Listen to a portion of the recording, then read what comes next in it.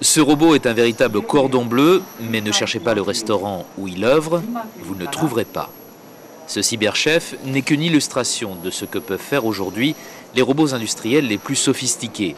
Rapides, précis, infatigables, on leur confie bien souvent les tâches les plus ingrates. Nos robots sont utilisés dans des conditions sales, dangereuses, là où il faut remplacer les humains. C'est leur objectif premier.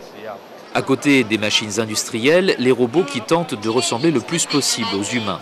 Cet androïde qui parle et même sourit est présenté par ses concepteurs comme l'hôtesse d'accueil idéale. Ce robot travaille très dur et en plus il ne se plaint jamais.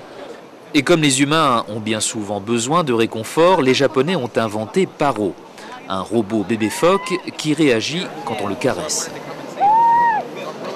Cet animal de compagnie artificielle est de plus en plus utilisé au Japon dans les hôpitaux pour enfants et auprès du troisième âge.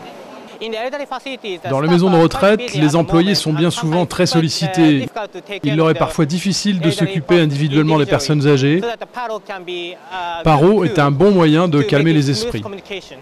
Face à cette déferlante robotique made in Japan, d'autres nationalités tentent de se distinguer, comme cette société française qui joue la carte de la différence.